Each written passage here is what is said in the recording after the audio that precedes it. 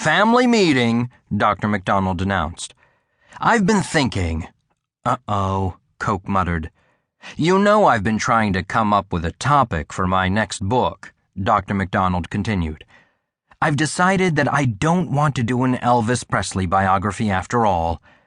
"Good idea, Dad," Pep said, visibly relieved.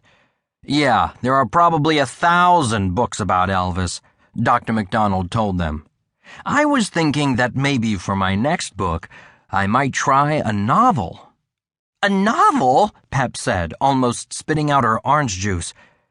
"Ben," said Mrs. McDonald, "you're a respected scholar, a university professor." "That book about coal and the Industrial Revolution was awesome, Dad," Coke said. "I couldn't put it down."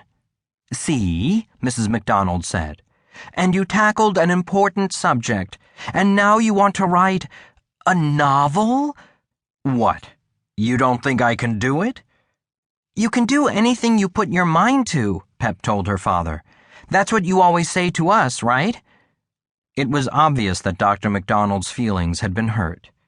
It may have been the 21st century, but he was still insecure over the fact that his wife was more successful than he was. It didn't seem fair to him that 1 million people visited her silly website every day to find out about ridiculous museums, giant balls of twine and the like. Meanwhile, his book had been a flop.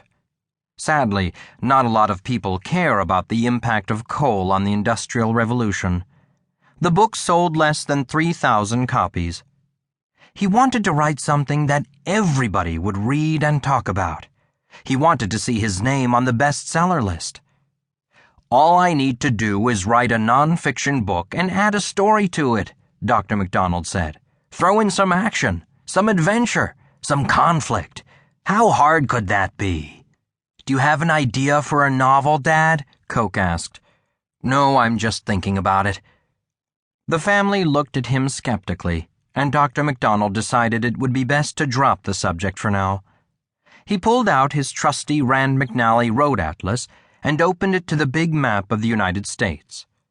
Leaning over it like a general planning an invasion, he stabbed his finger at Memphis, Tennessee.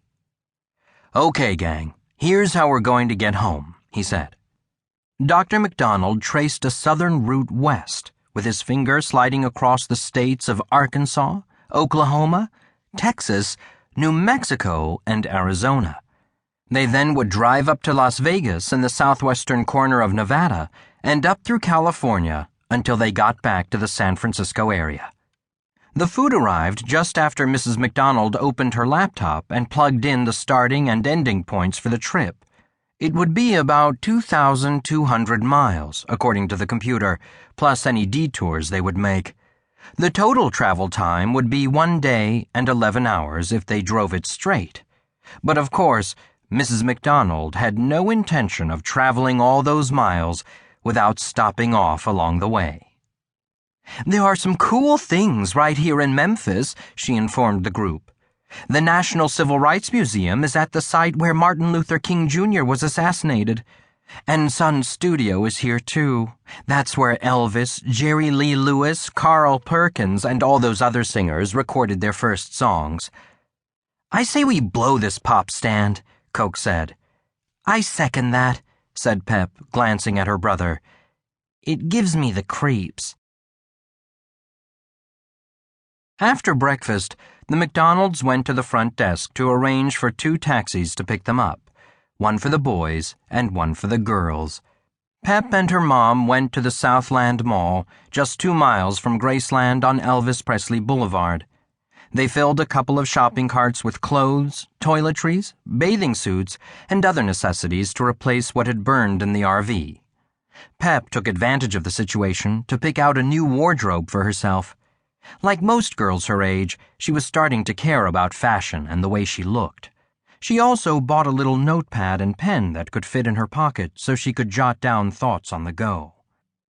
Some might say it was sexist for the girls to go shopping and the boys to look at cars.